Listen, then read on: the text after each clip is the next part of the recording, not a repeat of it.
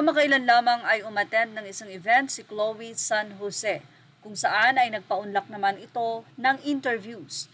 May mga tanong nga lang si Chloe na hindi nito sinagot. Kung di tayo nagkakamali, ang tinanong ng isang reporters about sa issue ng family, hindi man sa kanila pero parang about doon na ayon nga kay Chloe ay ayaw niyang sagutin doon. Well, I'm not sure. Doon sa nasabi nga pong video, medyo mahina pero tinanggihan niya itong sagutin. Ilan sa mga sinagot ni Chloe San Jose ay kung meron ba siyang skin routine at sinabi niya na yes, mayroon, meron siyang ginagamit at syempre simpleng toner, moisturizer at ito ay binababad lang naman niya ng minuto at hindi naman oras.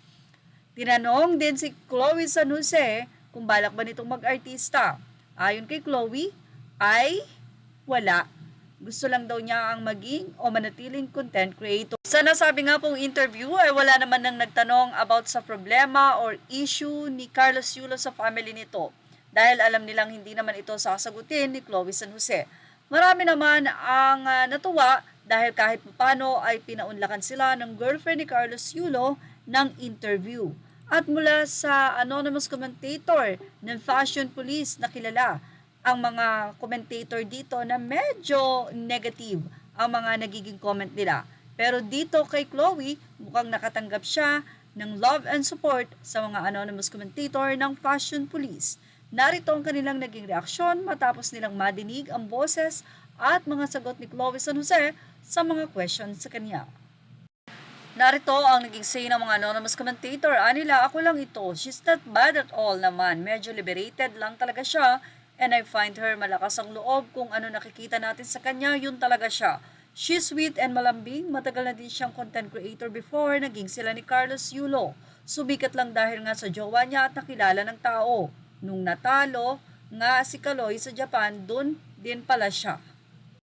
At narito pa ang ilang naging say nila. Anila, I'm conservative myself pero I don't dislike this girl. I think she's authentic and parang love naman niya talaga si Kaloy. Patotoo naman ang isa, yes, I saw them shopping in Rockwell and Chloe seemed to be a nice person, very respectful to all store staff. Nagagandahan, cute ako sa kanya actually. Say pa ng ilang mga anonymous commentator, naniniwala ako sa sinabi ni Cynthia about her that she is a nice and sweet girl. Yung iba kasi, akala nila disente na kapag conservative at mahinhin ang babae. Madalas nga yung mga yan pa yung nasa loob ang kulo. True. Isang netizen naman ang sinabing exactly mukha naman siyang maayos na girl. Me? Mukhang may pinag-aralan naman siya. Nakikita ko naman kasi yun how she carry herself. Liberated nga lang talaga, especially sa pananamit, too revealing nga siya. Face lang naman ito as she grows older, magbabago din naman. I tried to check her post way back before pandemic kung ano siya noon, ganun pa rin siya hanggang ngayon at mukha naman din siya. She has her own money and kumikita din siya. Siyempre now, not as big now like Yulo. Yes, aminin natin jackpot na siya kay Yulo. Hahaha. Keep it up, Chloe. Yan ang ating Showbiz Snob update. Images are all credit to the rightful owners. Thank you for watching Showbiz Snob.